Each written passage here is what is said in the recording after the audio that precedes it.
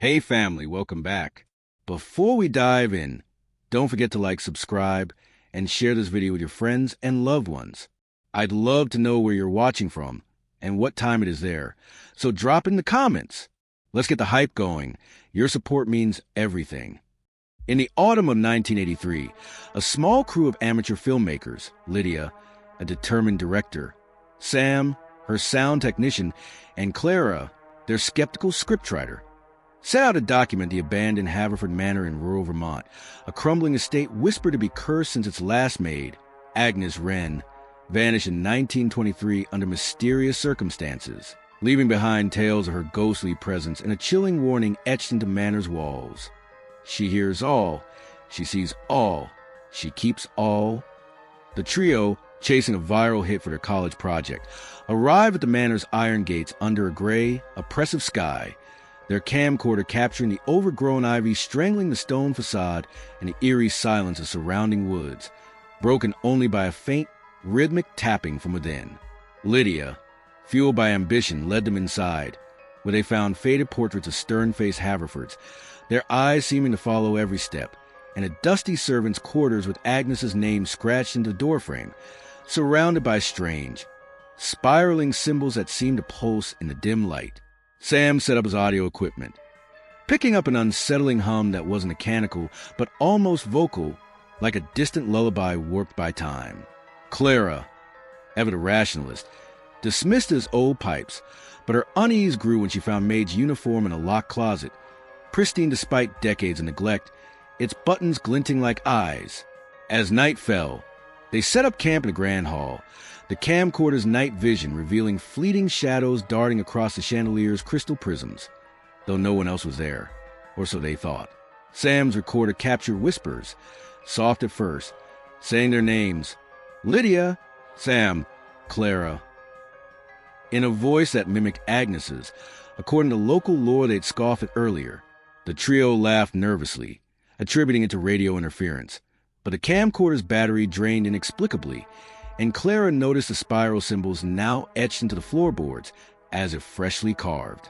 Determined to press on, Lydia filmed the servant's staircase, narrow and twisting, leading to a locked attic door that rattled faintly, as if someone or something was trying to get out. Sam, growing paranoid, played back his recordings, hearing not just their names but fragmented pleas. Don't look. Don't speak, she's listening. The Manor's air grew heavy, the tapping louder, now coming from all directions, syncing with their heartbeats. Clara, desperate to debunk the growing dread, found a hidden journal in the maid's quarters, its pages filled with Agnes's frantic handwriting. The Haverfords never left. They're in the walls, the mirrors, the floors. I serve them still. I cannot leave. The last entry, dated October 31st, 1923, read, She sees me. She is me.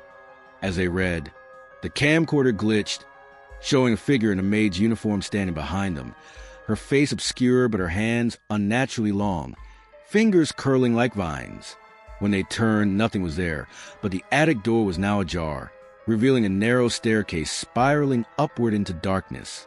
Against Clara's protest, Lydia insisted on climbing, her ambition drowning out her fear, while Sam, clutching his recorder, followed, muttering about capturing the truth. In the attic, they found a cracked mirror reflecting not their faces but Agnes's, her eyes hollow, her mouth moving silently, mouthing their names. The tapping became a deafening pulse, and the symbols on the walls glowed, forming a circle around them. Sam's recorder erupted with a scream, not theirs but Agnes's, layered with countless voices, all chanting, Stay, sir, forever. The camcorder captured Lydia reaching for the mirror, entranced, as Clara screamed for her to stop. Suddenly, the mirror shattered, and Lydia vanished, her scream echoing in the dark. Sam and Clara fled downstairs, but the Manor's layout had changed. Hallways looped, doors led to nowhere, and the portraits now showed Lydia's face, her expression frozen in terror. The tapping followed them, now accompanied by footsteps, soft but deliberate, like a maid tidying the house. Clara, clutching the journal, realized the symbols weren't random. They mapped the manor, a trap binding its occupants to Agnes, or whatever Agnes had become. Sam, unhinged, tried to smash the recorder, but it kept playing, now broadcasting his own voice begging, "Let me go," though he hadn't spoken. The camcorder, still rolling despite its dead battery, showed Agnes's figure in every frame, closer each time, her hands reaching through the static.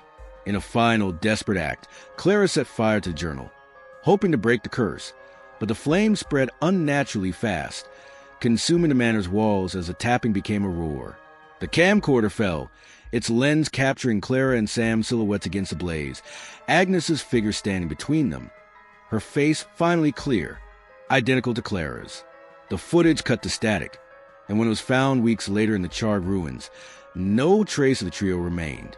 On September 23rd, 2025, Haverford Manor stands rebuilt, its new owners unaware of the tapping that begins at night, with Maid's uniform found in the attic, pristine, waiting. Locals avoid the estate, whispering that Agnes never left. She serves still, and she's always listening for new names to call. In the autumn of 1994, a trio of aspiring filmmakers, Nora, a passionate cinephile, Ethan, a tech-savvy sound engineer, and Rachel, a pragmatic historian, ventured to the decaying Millhaven estate in upstate New York to shoot a documentary about its infamous maid, Eliza Merrow, who disappeared in 1931 after scrawling cryptic warnings in the manor's guest book, "The walls keep her secrets, and she keeps mine." Locals whispered that Eliza never left, her presence lingering in the creaking floors and flickering lights, her voice calling to those who dared enter. Armed with a camcorder and skepticism, the group arrived at dusk. The estate's Gothic spires piercing the sky heavy with storm clouds, the air thick with the scent of damp earth and something faintly metallic. Nora, eager to capture the manor's haunting beauty, filmed the sagging porch and shattered stained glass windows, their colors bleeding like wounds in the fading light. Ethan set up his audio gear, catching a low, rhythmic hum, like a heartbeat, emanating from the walls, while Rachel, digging through dusty records, found Eliza's photograph, her eyes unervingly blank, staring straight into the camera. Inside, the manor was a labyrinth of peeling wallpaper and warped floorboards, with a narrow servant's corridor leading to Eliza's old room, its door etched with strange, claw-like marks that seemed to shift when viewed through the camcorder's lens. As night fell, they camped in the grand parlor, surrounded by portraits of the Millhaven family, their faces stern and watchful, their eyes seeming to track every movement. Ethan's recorder picked up faint whispers, not static but words, soft and deliberate. Nora, Ethan, Rachel, the trio froze, Rachel insisting it was a prank. But the camcorder's battery drained inexplicably, its screen glitching to show a shadowy figure in a maid's apron standing at the parlor's edge, gone when they turned. Nora, undeterred, explored the servants' corridor, finding a locked cupboard containing a pristine maid's cap and a journal, its pages filled with Eliza's handwriting. They watched from mirrors. They listened through the walls. I serve them still. The final entry, dated Halloween 1931, read, "She is me now. I cannot leave." The hum grew louder, syncing with the creak of the floorboards, and the claw marks on the door began to glow faintly, forming a pattern that encircled the room. Ethan, growing frantic, played back his recordings, hearing not just their names but a voice, Eliza's, according to legend, whispering. Stay your mind. The camcorder captured fleeting images of a woman in the shadows, her apron stained, her hands unnaturally long, fingers tapping rhythmically against the walls. Rachel, desperate to stay rational, noticed the portrait's eyes now resembled Eliza's, their gazes boring into her. The group tried to leave, but the manor's doors wouldn't budge, and the hallways twisted, leading back to the parlor. Nora, driven by a mix of fear and obsession, followed the hum to a sealed basement door, its frame etched with the same claw-like marks, now pulsing like veins. Against Rachel's pleas, Nora pried it open, revealing a staircase descending into darkness, the air thick with sickly sweet stench. Ethan, clutching his recorder, followed, muttering about capturing the truth, while the camcorder glitched, showing Eliza's face in static, her lips moving silently. In the basement, they found a cracked mirror reflecting not their faces but Eliza's, her blank eyes locked on them, her hands reaching through the glass. The hum became a deafening pulse, and the claw marks spread across the walls, forming a cage-like pattern. Ethan's recorder erupted with a scream. Not theirs, but Eliza's, layered with countless voices chanting, "Sir, forever!" The camcorder captured Nora touching the mirror, her expression vacant, as Rachel screamed for her to stop. The mirror shattered, and Nora vanished, her cry echoing in the dark. Rachel and Ethan fled upstairs, but the manor had changed. Hallways looped endlessly. Portraits now showed Nora's face, frozen in terror, and the tapping followed, steady as a heartbeat. Rachel found a hidden page in Eliza's journal, revealing the Millhaven family's pact. They bound Eliza to the manor, her soul trapped to serve them eternally, claiming any who lingered too long. Ethan, unraveling, tried to smash the recorder, but it kept playing, now broadcasting his own voice pleading, "Let me out," though he hadn't spoken. The camcorder, still rolling despite its dead battery, showed Eliza's figure in every frame, closer each time, her stained apron glinting in the dark. In a final act of desperation, Rachel set fire to the journal, hoping to break the curse, but the flames spread unnaturally, consuming the parlor as the tapping became a roar. The camcorder fell, its lens capturing Rachel and Ethan's silhouettes against the blaze, Eliza's figure standing between them, her face now identical to Rachel's. The footage cut to static, and when it was recovered weeks later in the manor's ashes, no trace of the trio remained.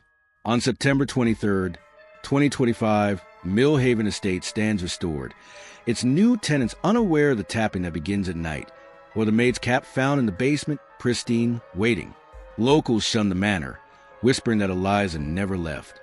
She serves still, her voice calling new names through the walls that keep her secrets.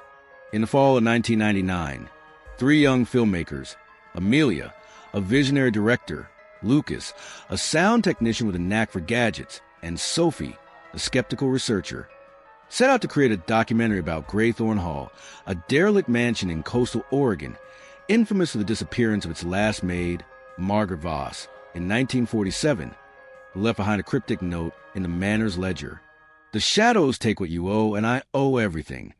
Locals claim Margaret's spirit haunted the hall, her whispers carried on the sea wind, luring trespassers to join her in the dark. The trio, chasing fame for their film school project, arrive at the mansion's weathered gates as a storm brewed, the camcorder capturing the hall's crumbling turrets and the ocean's restless churn beyond, the air heavy with salt and something sour, like decay. Amelia, driven by ambition, filmed the overgrown courtyard, where ivy twisted into shapes resembling hands, while Lucas set up his audio equipment, catching a faint, rhythmic scratching, like nails on wood, coming from within the walls. Sophie, editor historian, found a faded photograph of Margaret in the entryway, her face pale, her eyes wide and unblinking, as if staring through time.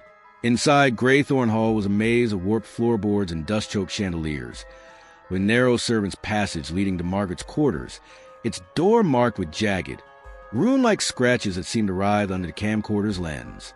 As dusk fell, they camped in the grand dining room, surrounded by portraits of the Graythorne family. Their gazes cold and accusing, their features blurring in the flickering candlelight. Lucas's recorder picked up whispers, soft, deliberate, calling their names. Amelia, Lucas, Sophie. The trio dismissed it as wind through broken windows, but the camcorder's battery drained unnaturally fast, its screen glitching to show a figure in a tattered maid's dress standing at the room's edge, vanishing when they looked. Amelia, undaunted, explored the servant's passage, finding a locked trunk containing a pristine maid's apron, its hem stained with something dark, and a diary, its pages filled with Margaret's scrawl. The Graythorns never leave. They live in the shadows, the mirrors, the sea. I serve them still. The final entry, dated November 1st, 1947, read, "She is me now. The debt is paid." The scratching grew louder, sinking with the crash of waves outside, and the runes on the door glowed faintly, forming a spiral that seemed to pulse. Lucas, growing anxious, replayed his recordings, hearing not just their names but a voice, Margaret's, according to Laura, murmuring, you stay." The camcorder caught fleeting glimpses of a woman in the shadows, her apron dripping, her hands unnaturally long, fingers scratching at the air. Sophie, desperate to stay grounded, noticed the portrait's eyes now mirror Margaret's, their stares pinning her in place. The group tried to flee, but the mansion's doors were sealed, and the hallways looped back to the dining room, the runes now spreading across the walls like veins. Amelia, consumed by curiosity, followed the scratching to a locked cellar door, its frame etched with the same runes, now throbbing like a heartbeat. Against Sophie's warnings, Amelia forced it open, revealing a staircase spiraling into a damp, cavernous void, the air thick with a briny stench. Lucas, clutching his recorder, followed, muttering about capturing the proof, while the camcorder glitched, showing Margaret's face in static, her lips curling into a silent scream. In the cellar, they found a shattered mirror reflecting not their faces but Margaret's, her eyes hollow, her hands clawing through the glass. The scratching became a deafening roar, and the runes encircled them, forming a trap. Lucas's recorder erupted with a wail. Not theirs, but Margaret's, layered with voices chanting, "Pace, sir, forever!" The camcorder captured Amelia reaching for the mirror in trance, as Sophie screamed for her to stop. The mirror exploded, and Amelia vanished, her cries swallowed by the dark. Sophie and Lucas ran upstairs, but the mansion had shifted. Corridors twisted. Portraits now showed Amelia's face, frozen in agony, and the scratching followed, relentless as a tide. Sophie found a hidden page in Margaret's diary, revealing the Greythorn's curse. They bound Margaret's soul to the hall, her spirit doomed to collect debts for their eternal greed, claiming any who lingered. Lucas, unraveling, tried to destroy the recorder, but it kept playing, now broadcasting his own voice begging, "Free me," though he hadn't spoken. The camcorder, still rolling despite its dead battery, showed Margaret's figure in every frame, closer each time, her stained apron glistening. In a final act of desperation, Sophie burned the diary, hoping to break the curse, but the flames spread impossibly fast, engulfing the dining room as the scratching became a scream. The camcorder fell, its lens capturing Sophie and Lucas's silhouettes against the fire, Margaret's figure standing between them, her face now identical to Sophie's. The footage cut to static, and when it was found weeks later in the manor's ruins, no trace of the trio remained. On September 23rd, 2025, Greythorn Hall stands rebuilt, its new residents unaware of the scratching that begins at night, or the maid's apron found in the cellar, pristine, waiting. Locals avoid the estate, whispering that Margaret never left. She serves still, her whispers carried on the sea, calling new names to pay the debt.